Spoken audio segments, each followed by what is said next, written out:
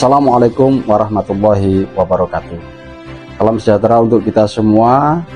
Saya Dr. RM Armaya Mangkunegara, dosen Fakultas Hukum sekaligus Wakil Rektor 1 Universitas Sunan Bonang, perkenankan memberikan beberapa tanggapan terkait diskursus mengenai wacana penempatan Polri di bawah kementerian yang akhir-akhir ini memicu perhatian serius dari kalangan para praktisi maupun akademisi hukum. Sebagai salah satu pendidik yang memiliki tanggung jawab untuk mengawal tegaknya supremasi hukum, saya memandang perlu untuk memberikan telaah kritis dan objektif terhadap kedudukan institusi Polri dalam struktur ketatanegaraan kita. Secara filosofis, mengacu pada ketentuan yang diamanatkan pada pasal 30 ayat 4 Undang-Undang Dasar Negara Republik Indonesia tahun 1945, ditegaskan bahwa kepolisian negara Republik Indonesia adalah alat negara. Frasa alat negara ini tentu bukan frasa yang hanya pilihan kata semata.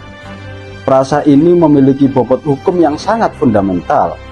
Dalam sistem ketatanegaraan, Polri sebagai instrumen keamanan nasional harus memiliki hubungan langsung dengan presiden yang dalam hal ini adalah selaku kepala negara maupun kepala pemerintahan. Menempatkan Polri di bawah struktur kementerian bukan sekedar perubahan administratif, tetapi merupakan langkah yang berisiko mendegradasi marwah konstitusional Polri dari alat negara menjadi sekedar perangkat kelembagaan yang rentan terhadap intervensi politik sektoral.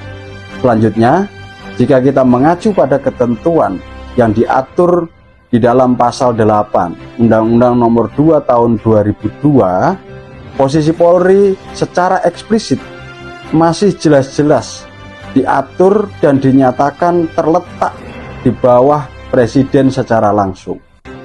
Ketentuan ini merupakan jaminan bagi profesionalisme dan independensi institusi kepolisian.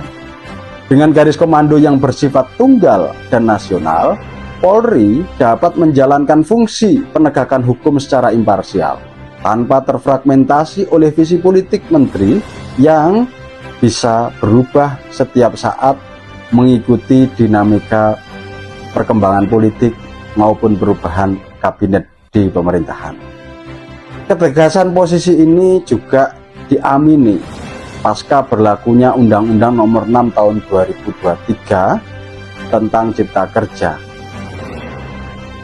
Dengan rentang tahun 2002 sampai 2023 ditemukan bahwa posisi Polri masih berada di bawah langsung presiden.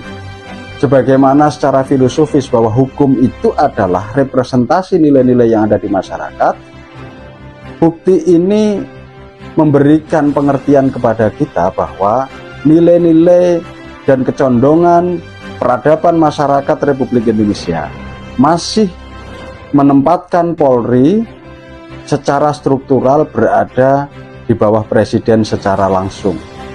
Kedudukan Polri tetap dan tidak diubah.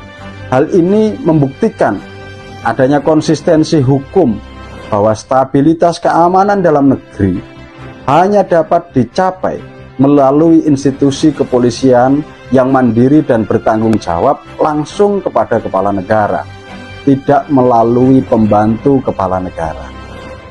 Sebagai penutup, saya berpendapat bahwa penguatan Polri seharusnya difokuskan pada peningkatan kualitas sumber daya manusia dan akuntabilitas pelayanan, bukan pada restrukturisasi atau perubahan struktur yang justru dapat memperpanjang birokrasi dalam konteks penegakan hukum. Ini tentu akan menjadi catatan yang tidak baik jika kemudian fokus reformasi kepolisian justru malah melenceng dari mandat pokok yang diatur secara konstitusional oleh Undang-Undang Dasar Negara Republik Indonesia. Bagaimana yang setelah saya uraikan tadi, alat negara itu menunjukkan bahwa sentral kedudukan tugas dan tanggung jawab Polri tentu sangat besar dan wajib hukumnya untuk tetap berada di bawah komando dan di bawah langsung kepala negara, dalam hal ini Presiden Republik Indonesia. Oleh sebab itu, mari kita jaga independensi Polri sebagai benteng terakhir keamanan dan ketertiban masyarakat, keamanan dan ketertiban nasional sebagai bagian dari menjalankan amanat konstitusi. Saya mendukung Polri yang berintegritas, Polri yang profesional, Polri yang mandiri, dan senantiasa menjunjung tinggi akhlakul karimah. Terima kasih. Wassalamualaikum warahmatullahi wabarakatuh.